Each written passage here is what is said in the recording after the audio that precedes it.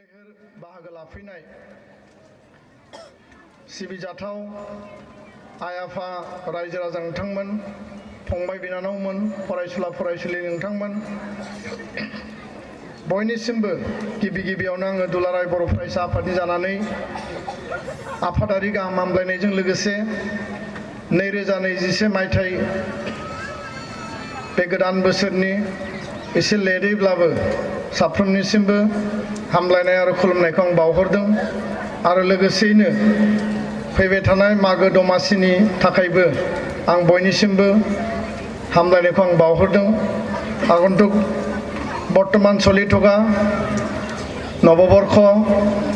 2021 आरो आगन्तुक भोगाली बिहु उपलक्षे এই স্থানত উপস্থিত সকলো ৰাইজ, আমাৰ অতিথিসকল, আমাৰ সাংবাদিক বন্ধুসকল সকলোলৈ ওলগ আৰু শুভেচ্ছা মই যাচিছোঁ, জ্ঞাপন কৰিছোঁ। मानगोनां रायजो राजा नोंथांमोन, गोबां बाथ्रा दङब्लाबो आङो बारा गोलाव बाथ्रा बुंनो नागिराखै। गोबां आलासि दंबावो, बिथांमोनाबो बिबुंथि लाखिगोन। जायफोर बाथ्राफोरखौ नोंथांमोननो फोरमायनांगौ दङ, जाय बाथ्राफोरखौ नोंथांमोननो मिथिहोनो गोनां दङ आरो लोगोसे माखासे खावलायनो गोनां बे बाथ्राफोरखौ लानानै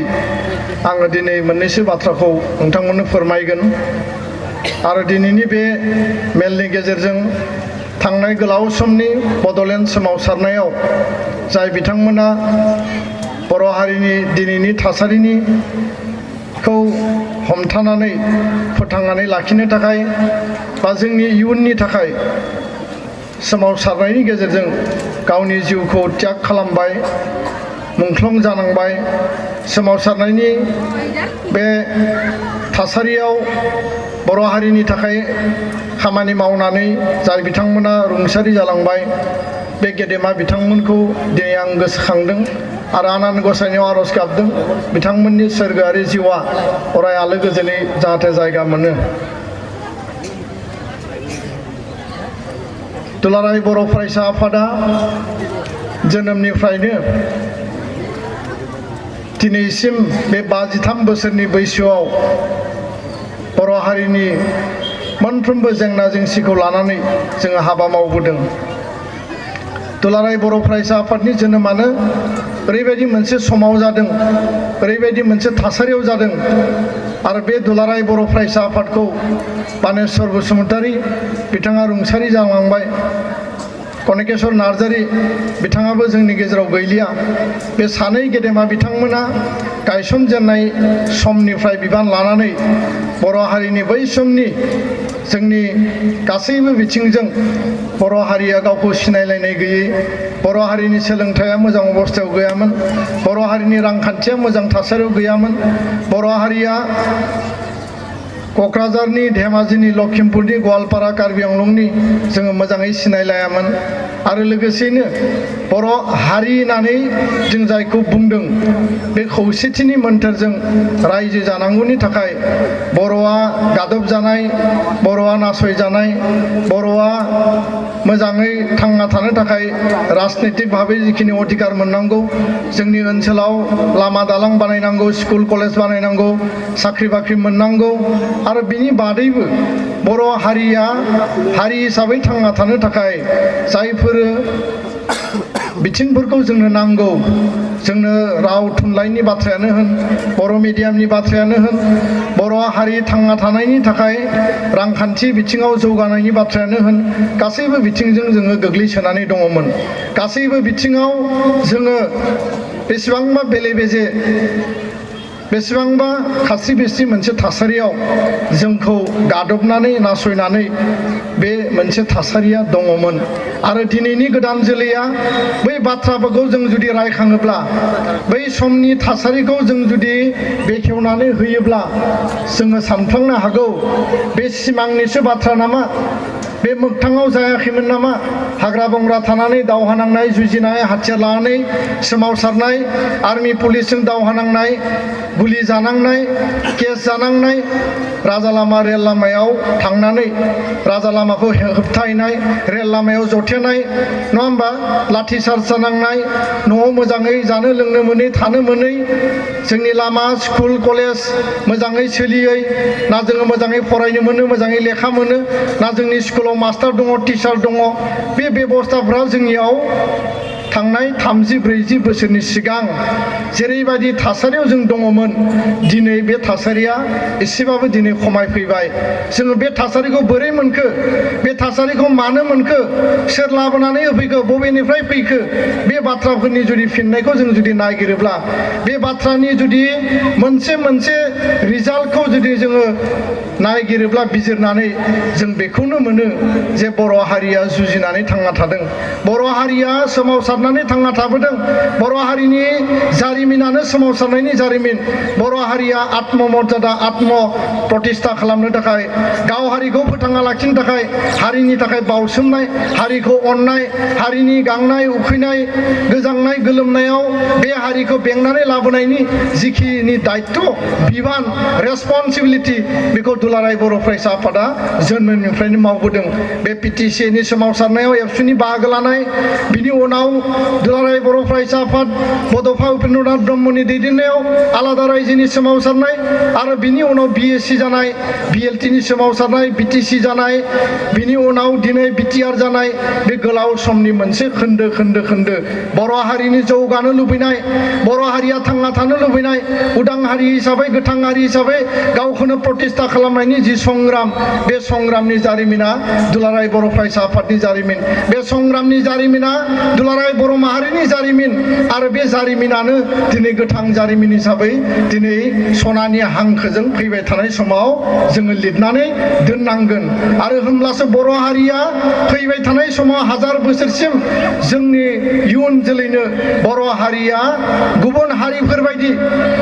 गुबुन देशाव थांना थानाय हारि हारिसाफोर बायदि जेरैबायदि संग्रामनि गेजेरजों रिभलिउसननि गेजेरजों सोमावसारनायनि गेजेरजों गावखौ गायसननायनि थाखाय जिखिनि हाबा मावबोदों बे हाबा मावनायनि एखे रोखोमै दुलाराय बर' माहारियाबो दुलाराय बर' फरायसा आफादाबो बर' हारि फोथांना लाखिनायनि थाखाय जोङो खामानि मावबोदों दा बेखायनो मानगोनां रायजो राजा नोंथांमोन जोंनि जिखिनि हाबा मावनाय जोंखिनि जिखिनि थांना थानाय जोंनि संसार जानायनि जिउआव बे मोनफा जोंनि मोनसे गोथां जारिमिन दा बेखायनो मानगोनां रायजो राजा नोंथांमोन दिनैनि समा गोजोननि सम আজিৰ এই সময় শান্তিৰ সময় শান্তি প্ৰতিষ্ঠা হৈছে আৰু আগলৈকে আমি যাব লাগিব আমি সমন্বয় ভাতৃত্ববোধ মিলা প্ৰীতি দাদা ভাইৰ যি এটা সমন্বয় সেই সমন্বয়টো আমি প্ৰতিষ্ঠা কৰিব লাগিব এটা জাতি এটা ভাষা আমি অকল জীয়াই থাকিব নোৱাৰো আমি সকলোৱে মিলা প্ৰীতিকে সকলোৰে এটা সংমিশ্ৰিত এটা আমি একেলগে এটা জীয়াই থাকিব লাগিব কিয়নো এটা ফুলৰ বাগিচাত যেনেকা বগা ৰঙা কলা বিভিন্ন ফুল থাকে বিভিন্ন জাতৰ যি ফুলৰ বাগিচাত যিহেতু জাক জিলিকা হৈ থাকে ঠিক তেনেকুৱা আমাৰ সমাজখন এই অঞ্চলখন যদি সুন্দৰ কৰিব লাগে বিভিন্ন ভাষা ভাষী বিভিন্ন ধৰ্মাৱলম্বী বিভিন্ন জাতি জনগোষ্ঠী একেলগে আমি মিলি থাকিব লাগিব আৰু এই একেলগে জীয়াই থকাৰ কাৰণে একেলগে আমি ইয়াত নিজকে প্ৰতিষ্ঠা কৰিবৰ কাৰণে একেলগে এই সমাজখন সুন্দৰভাৱে আমি আগুৱাই লৈ যাবৰ কাৰণে নিখিল বড়ো ছাত্ৰ সন্থা সদায় আমাৰ বন্ধু ছাত্ৰ সংগঠন আমাৰ জাতীয় সংগঠন ছাত্ৰ সংগঠন বিভিন্ন সামাজিক সংগঠনৰ লগত আমি সদায় একেলগে মিলি পেলাই আমি কাম কৰি আহিছোঁ আৰু আগলৈকেও আমি এইটো কাম কৰি যাম আমি কাকো হিংসা কৰা আমাৰ এইটো মনোভাৱ নাই কাৰো অন্যায় আমি নিবিচাৰোঁ কাৰো হিংসা আমি বিচৰা নাই কাৰো আমি উন্নয়নৰ আমি বাধা দিব বিচৰা নাই সকলো জাতি জনগোষ্ঠীৰে নিজৰ অধিকাৰ পোৱাৰ লগতে নিজৰ স্বকীয় ভাষা কলা সংস্কৃতি জীয়াই ৰখাৰ কাৰণে সকলোৰে অধিকাৰ আছে আৰু এই অধিকাৰ বড়ো জনগোষ্ঠীয়ে যেনেকুৱা সংগ্ৰামৰ মাজেদি আমি এই পৰিৱেশলৈ এই ষ্টেটাছলৈ আমি আহিবলৈ সক্ষম হৈছোঁ আন জাতি জনগোষ্ঠী যিবিলাক পিছ পৰি আছে যিবিলাক আগুৱাব পৰা নাই যিবিলাকে আগুৱাব বিচাৰিছে তেওঁলোকে অধিকাৰ বিচাৰিছে উন্নয়ন বিচাৰিছে তেওঁলোকে শান্তি বিচাৰিছে নিজৰ কলা সংস্কৃতি যদি স্বকীয় স্বাভিমান বচাই ৰাখি পেলাই এই অঞ্চলত এটা সুন্দৰ অঞ্চল হিচাপে তেওঁলোকে প্ৰতিষ্ঠা কৰিব বিচাৰিছে আমি সকলোকে ওয়েলকাম জনাইছোঁ আদৰণি জনাইছোঁ যে আমি একেলগে এই অঞ্চলত জীয়াই থাকিব লাগিব একেলগে আমি সমানে সেই অঞ্চলখন আগুৱাই লৈ যাব লাগিব অকল বড়োসকল যদি উন্নয়ন হয় অকল অসমীয়া উন্নয়ন হয় আমাৰ এই অসমখন উন্নয়ন নহয় আমাৰ এই অঞ্চলত গোৰ্খা ভাইসকল আছে আদিবাসী সাঁওতাল এই অঞ্চলত থকা গাৰো এই অঞ্চলত থকা নিচি ভাইসকল সকলো জাতি জনগোষ্ঠী এই মুছলমানে হওক বেংগলীয়ে হওক বিভিন্ন জাতি জনগোষ্ঠী আমি একেলগে আগবঢ়াই যাব লাগিব আৰু ইয়াৰ কাৰণে চৰকাৰৰ যিখিনি দায়বদ্ধতা আছে যিখিনি কৰণীয় কাম আছে তেওঁলোকে এইখিনি কাম কৰিব লাগিব কিয়নো চৰকাৰ এখনৰ যিখিনি গণতান্ত্ৰিক দেশত চৰকাৰৰ যিখিনি দায়বদ্ধতা থাকে চৰকাৰৰ যিখিনি দায়িত্ব তেওঁলোকে পালন কৰিব লাগিব আৰু এই চৰকাৰী পেট্ৰনাইজ সমাজখনক উন্নয়ন কৰাৰ কাৰণে অঞ্চলক উন্নয়ন কৰাৰ কাৰণে যিখিনি তেওঁলোকে ব্যৱস্থা হাতত ল'ব লাগে সেই সকলো ব্যৱস্থা চৰকাৰৰ দায়বদ্ধতা তেওঁলোকে পালন কৰিব লাগিব তেওঁলোকে আমাক প্ৰতিশ্ৰুতি দিছে সেই প্ৰতিশ্ৰুতি তেওঁলোকে বাস্তৱত ৰূপায়ণ কৰিব লাগিব সেই প্ৰতিশ্ৰুতি ৰাইজৰ কাৰণে হ'ব লাগিব ৰাইজৰ সেৱা স্বাৰ্থত হ'ব লাগিব সেই কথাটো আমি সদায় উপলব্ধি কৰোঁ আৰু আমি চৰকাৰখনকো এই মঞ্চৰ পৰা মই আহ্বান জনাব বিচাৰিছোঁ বালিপাৰা অঞ্চলৰ চাৰিদুৱাৰ অঞ্চলৰ আমাৰ যিমান জাতি জনগোষ্ঠী আছে যিখিনি সমস্যাৰ লগত আমি ইয়াত জৰ্জৰিত ভুগি আছোঁ সেই সমস্যাবিলাক বছৰ বছৰ ধৰি সমাধান হোৱা নাই সেই সমস্যাবিলাকক আপোনালোকে সমাধান কৰাৰ কাৰণে আপোনালোকে যত্ন লওক সেই অঞ্চলত ৰাস্তা ঘাটৰ পৰা মাটি বাৰী সমস্যাৰ পৰা বিভিন্ন যিখিনি শিক্ষাৰ লগত জড়িত অৰ্থনীতিৰ লগত জড়িত সমাজৰ উন্নয়নৰ লগত জড়িত যিখিনি সমস্যা আছে সেই সমস্যাবিলাক আপোনালোকে মীমাংসা কৰাৰ কাৰণে দায়বদ্ধতাৰে আপোনালোকে কাম কৰিব লাগিব কিয়নো আপোনালোকক আমি এই অঞ্চলৰ পৰা জনপ্ৰতিনিধি হিচাপে চৰকাৰত থাকি পেলাই কাম কৰিবৰ কাৰণে আমি ইয়াৰ পৰা আপোনালোকক পঠাই দিছোঁ তো ইয়াৰ কাৰণে মই আহ্বান জনাম আগন্তুক সময়ত সেই অঞ্চলখন আগুৱাই লৈ যোৱাৰ কাৰণে চৰকাৰীভাৱে যিখিনি কৰণীয় কাম কাজ আছে আৰু সামাজিক জাতীয় সংগঠন ছাত্ৰ সংগঠন হিচাপে আমাৰ যিখিনি কাম কৰণীয় কাম আছে সেইখিনি আমি একেলগে কাম কৰি যাব লাগিব তো बेनिखायनो मानगोनां रायजो राजा नोंथांमोन दुलाराय बर' फरायसा आफादा जोङो खावलायदों जे जोङो गुन गोनां सोलोंथाइ लानांगोन मोजां सोलोंथाइ लानांगोन गोग्गो सोलोंथाइ जों लानांगोन देग्लाय बोसोराव 2020 सन बर' জাতিৰ কাৰণে দুটা মানে দিশত ভাল এটা বছৰ হিচাপে আমি প্ৰতিষ্ঠা কৰিছোঁ সেই কথালৈ আমি আত্মগৌৰৱ কিন্তু বিশ্ববাসী বা মানৱ জাতিৰ কাৰণে সেই বছৰটো আমাৰ দুখদায়ক বেদনাদায়ক আৰু এটা ভয়ংকৰ বছৰ হিচাপে এইটো পাৰ হৈ গ'ল আগন্তুক দিনত 2021 চন যাতে এটা ভাল বছৰ সুন্দৰ বছৰ সকলো মানৱ জাতিৰ কাৰণে যাতে এটা সুৰক্ষিত জীৱন পাব পাৰোঁ তাৰ কাৰণেও আমি ঈশ্বৰৰ ওচৰত আমি প্ৰাৰ্থনা জনাইছোঁ কিয়নো এই বছৰতে এই বছৰৰ আৰম্ভণি 27 জানুৱাৰী 2020ত সশস্ত্ৰ সংগ্ৰামী NDP চাৰিটা গ্ৰুপ নিখিল বড়ো ছাত্ৰ সন্থা ইউনাইটেড বড়ো পিপল অৰ্গেনাইজেশ্যন আমি একত্ৰিত হৈ পেলাই আমাৰ যি বড়ো সমস্যা সমাধানৰ কাৰণে বদলেনৰ কাৰণে যি সংগ্ৰাম আছিল সেই সংগ্ৰাম পাতনি মেলি 34 বছৰীয়া যি সংগ্ৰাম অস্ত্ৰৰ সশস্ত্ৰ সংগ্ৰাম গণতান্ত্ৰিক ৰাজপথ ৰেলপথৰ সংগ্ৰাম সেইটো সমাপ্ত কৰি পেলাই বিষয় जोङो फोजोबनानै 2020 27 জানুৱাৰীত আমি শান্তি চুক্তি আমি প্ৰতিষ্ঠা মানে ইয়াত সম্পাদন কৰিলোঁ আৰু এই শান্তি আমি লাভ কৰিলোঁ এতিয়া এইটো ৰূপায়ণৰ কৰাৰ কাৰণে আমাৰ কিছু কাম এতিয়া আমি কৰি আছোঁ আৰু এই বছৰতে মাৰ্চ মাহৰ পৰা বিশ্বজুৰি এটা লকডাউন বিশ্বজুৰি মহামাৰী কৰোনা ভাইৰাছ COVID-19 তাৰপিছত BTC BTRত নিৰ্বাচন হ'ব লগা আছিল পুৰা বছৰটো ৰৈ পেলাই যোৱা 7 আৰু 10 ডিচেম্বৰত এই বছৰ যোৱা বছৰৰ শেষত সেই নিৰ্বাচন হৈ গ'ল 12 তাৰিখে ৰিজাল্ট আহিল আমি যি পৰিৱৰ্তন বিচাৰিছিলোঁ যি শান্তি চুক্তি BTRৰ দফাবিলাক আখৰে আখৰে ৰূপায়ণ কৰা লেটাৰ এণ্ড স্পিৰিট ৰূপায়ণ কৰাৰ কাৰণে যিবিলাক আমি মানে ভাবিছিলোঁ যি পৰিৱৰ্তনৰ চৰকাৰ নতুন নেতা নতুন দল নতুন চৰকাৰ পৰিৱৰ্তনৰ চৰকাৰ প্ৰমোদ বড়ো আৰু গোবিন্দ বসুমতাৰীৰ নেতৃত্বত আমি আজি তাৰিখত আমি নতুন চৰকাৰ পালোঁ তো মই এই চাৰিদুৱাৰ বালিপাৰা অঞ্চলৰ ৰাইজক মই আহ্বান জনাব বিচাৰিছোঁ এই অঞ্চলৰ পৰা এই স্থানৰ পৰা আপোনালোকে এই সভাখনৰ পৰা প্ৰমোদ বড়ো গোবিন্দ বসুমতাৰীৰ এই চৰকাৰখনক আদৰণি জনাই এটা হাত চাপৰি দিব দিব লাগে যাতে এই চৰকাৰে আগন্তুক দিনত বড়ো জাতিৰ লগতে এই অঞ্চলত বসবাস কৰা সকলো জাতি জনগোষ্ঠীক একেলগে আগুৱাই লৈ যোৱাত তেওঁলোকে সফল এটা ৰাস্তা বা সফল এটা মানে তেওঁলোকে ৰাইজক সফলভাৱে তেওঁলোকে কাম কৰি দিব পাৰে তো ইয়াৰ কাৰণে মই কৈছোঁ কোভিড-19 কৰোনা ভাইৰাছ আমাৰ কাৰণে এটা ভয়ংকৰ মহামাৰী এটা দিশ আছিল এটা বেয়া বছৰ আছিল কিন্তু আমাৰ বড়ো সমাজৰ কাৰণে বিটিয়াৰ বাকী ৰাইজৰ বড়ো লগতে 23টাকে জাতি জনগোষ্ঠী যিহেতু বসবাস কৰে তেওঁলোকৰ কাৰণে সেই বছৰটো এটা সুন্দৰ বছৰ এটা আনন্দৰ বছৰ গৌৰৱৰ বছৰ হিচাপে আমি এইটো লাভ কৰিছোঁ তো মানুহৰ জীৱনত ভাল বেয়া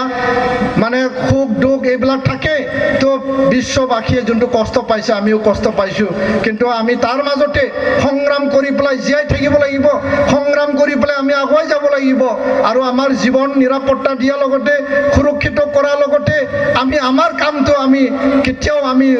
মানে এইটো ৰৈ থোৱা নাই বা আমি এইটো পেলাই থোৱা নাই যাৰ কাৰণে আমাৰ যিখিনি কৰণীয় কাম কাজ আছিল সেই সকলো কাম কাজবিলাক আমি কৰি গৈছিলোঁ दा मानगोनां रायजो राजा बिथांमोन आं खावलायगोन दिनै गोजोन फैबाय सान्थि फैबाय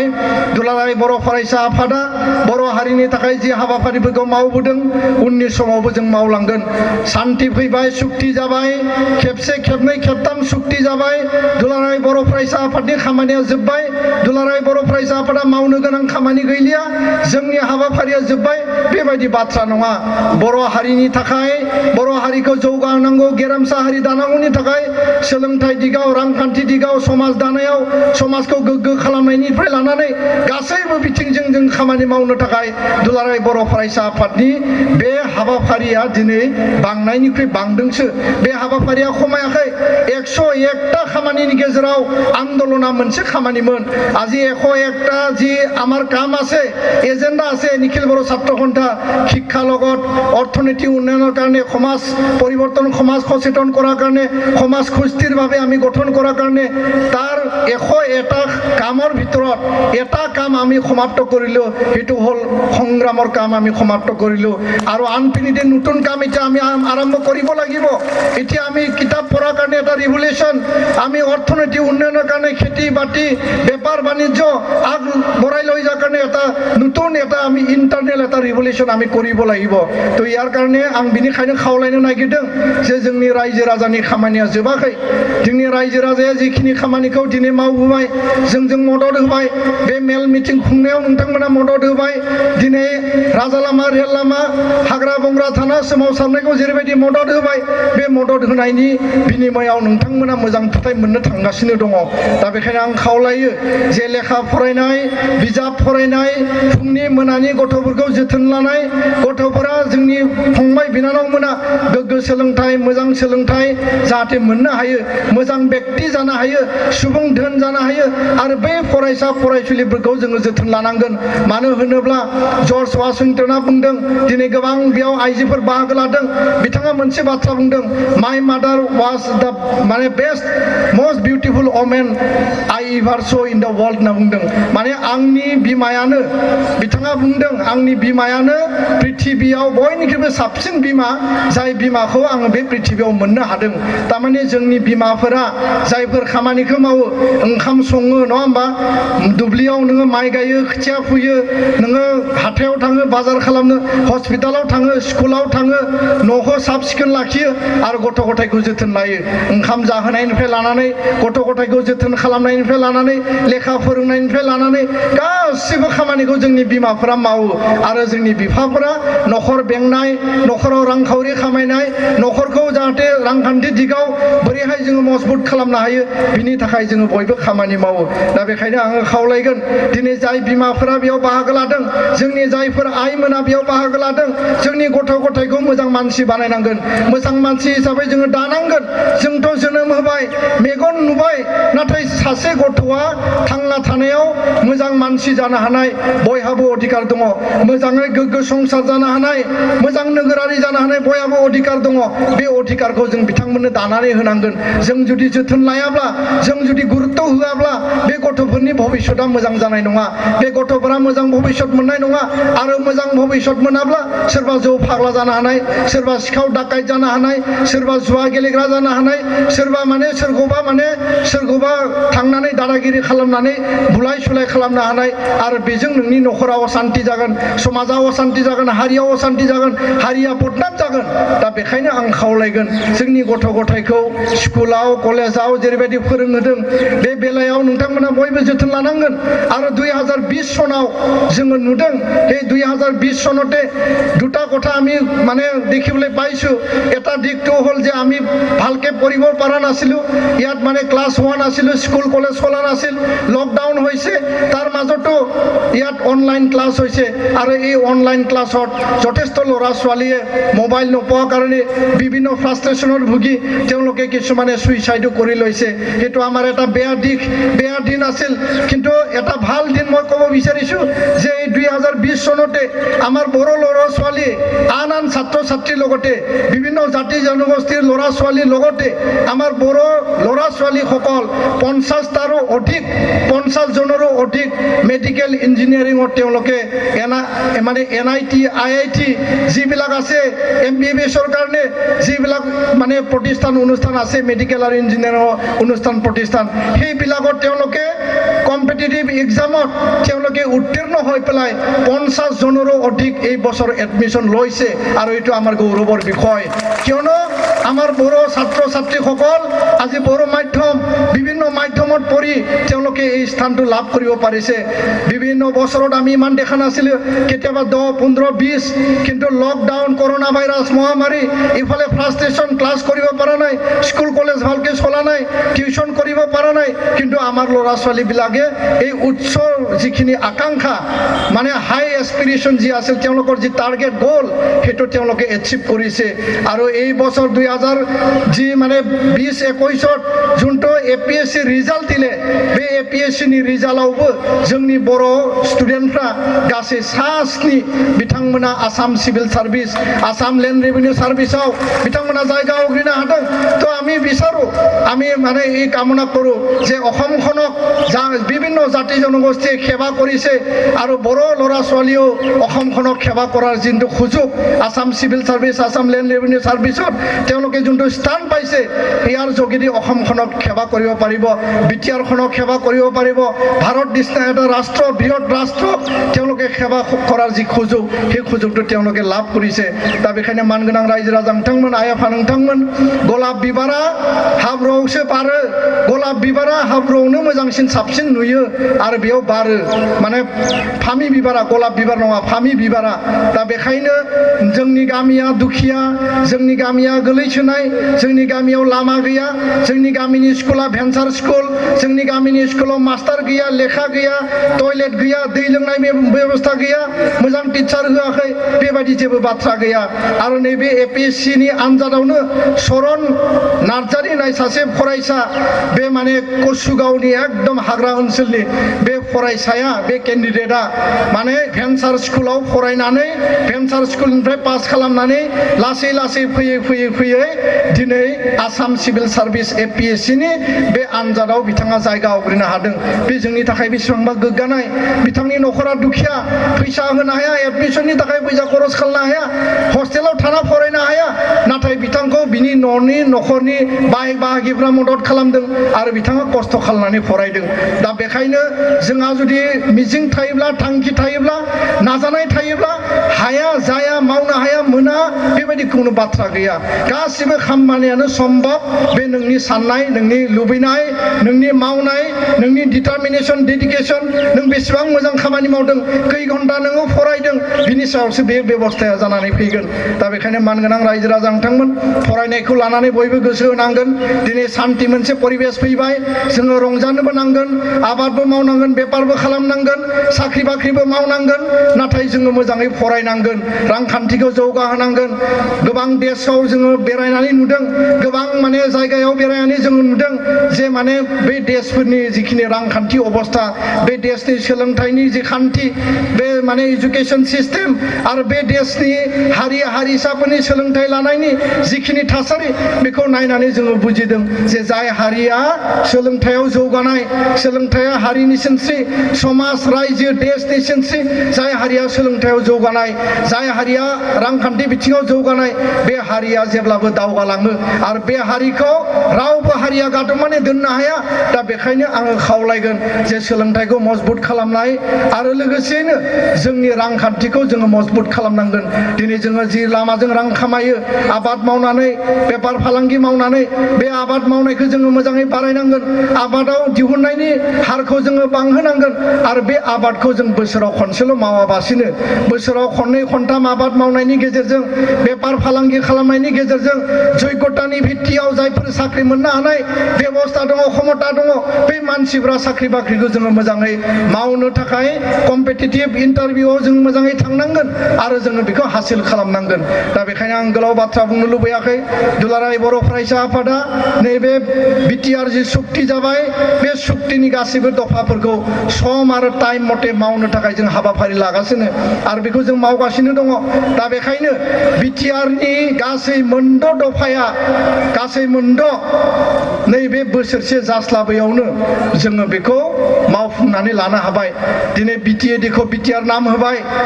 बिटिआरनि बायजोआव बर' कसारी काउन्सिल दानाय बे हाबाफारियाबो जानानै थांबाय आसामावनो मोननै बर'फ्रा दिनै काउन्सिल मोनबाय आसामाव जेराव रायजो जानानै गैया मानो बर'फ्रा बे जायगायाव जि जायगायाव गामि थाया मानो जि जायगायाव बर' न'खर थाया मानो बे गामिखौ दिनै सोसननायनि गेजेरजों बर' कसारी काउन्सिल सेटेलाइट काउन्सिल दिनै दानाय जागोन आरो बे बिला अलरेडि पास जाबाय दा बेखायनो बिटिआर बिमुं होनाय बर' कसारी काउन्सिल दानाय बर' रावखौ आसामनि सरकारि राव हिसाबै थिसननाय बे गोलाव समनि संग्रामनि गेजेरजों दिनै मोनबाय भारताव 1500निबो बारा राव दङ बिनिनो 22टा लेंगुवेजआ रिकगनाइज लेंगुवेज आरो बे 22टा जि संबिधाना प्रटेक्सन होनाय लेंगुवेज बे लेंगुवेजनिनो बर'आबो मोनसे लेंगुवेज बर'आ आलादा रायजो गैया बर'आ माने नोङो जोङो गुबुन हारिफोरबायदि बेबायदि आथालाव जों जौगानो हायाखै जेरैबायदि माराठीफ्रा जौगादों बेंगलिफ्रा जौगादों पान्जाबिया जौगादों गुजरातीफ्रा जौगादों नाथाय बर' हारिया जोङो गावनि रावखौ जोङो मोनसे जौगा आथालाव जों लांनो हाबाय थारमाने मोनसे समाव सारा भारताव जि ओनसोलाव जि भाषा रायलायो बे भाषा रायलायग्राफोरनि थाखाय रायजो दानानै होदोंमोन दिनै जोङो बर'फोरा आसामाव असमियाजों लोगोसे অসমত অসমীয়া ভাষাৰ লগতে বড়ো ভাষাক আমি সহযোগী ভাষা হিচাপে আজি প্ৰতিষ্ঠা কৰিবলৈ আমি মানে সক্ষম হৈছোঁ আৰু অসম চৰকাৰ ভাৰত চৰকাৰে এই সংগ্ৰামক সন্মান জনাই সেই মৰ্যাদাটো আমাক প্ৰদান কৰিলে তাৰ কাৰণে অসম চৰকাৰ ভাৰত চৰকাৰক আমি ধন্যবাদ যাচিব বিচাৰিছোঁ আৰু আহি থকা সময়ত অসমীয়া ভাষা বড়ো ভাষা একেলগে চলিব একেলগে ইয়াত মান মৰ্যাদা পাব সন্মান পাব তাৰ লগতে বাকি জাতি জনগোষ্ঠীৰ ক্ষুদ্ৰ ক্ষুদ্ৰ জাতি জনগোষ্ঠী যিমানবোৰ ভাষা ভাষী আছে যাতে সকলোৱে একে মৰ্যাদা পায় একে সন্মান পায় আৰু এই ভাষা ভাষী লোকসকলকো এই ভাষাবিলাককো আমি যাতে আগুৱাই নিয়াত আমি কাম কৰিব পাৰোঁ তাৰ কাৰণে আমি একেলগে কাম কৰিব লাগিব दा बेखायनो मानगोनां रायजो राजा नोंथांमोन दिनै तिनसुकिया डिब्रुगड़ गलाघाट नङा होमबा गवालपारा अबा नोङो कामरुप गुवाहाटी सिलचर करिमगन्जआव थां बर' रावखौ नोंथांमोना बाहायनो हागोन बर' रावा तेजपुर बिश्वनाथ माने नोङो सनितपुरावल' सोलिगोन बेबायदि नङा बिटिआरनि मोनब्रै जिल्लायावल' सोलिगोन बेबायदि नङा जेराव थाङा मानो नङा होमबा गुबुननिफ्राय फैनाय अफिसार आसामनि अफिसार बर' रावखौ सोलोंनो बाध्य जेरैबायदि केरेलियान अफिसारा इउपि बिहार दिल्लीनि अफिसारा आसामाव फैनानै मा खालामो असमिया रावखौ जेरैबायदि सोलोंनानै लाफैनो गोनां जायो बाहायनो गोनां जायो बर' रावखौबो दायो नोंथांमोना तेजपुराव थां नोंथांमोना बिश्वनाथाव थां जिखि अफिसाव थाङा मानो बर' रावनि एप्लिकेसन होनो हागोन बर' रावजों रायलायनानै नोंथांमोना बर' रावखौ बाहायनो हागोन बे अफिसारा आसाम सरकारा बेखौ बाहायनायनि थाखाय खामानि मावनो बाध्य आरो बे मोनथायखौ बे अधिकारखौ जों मोनबाय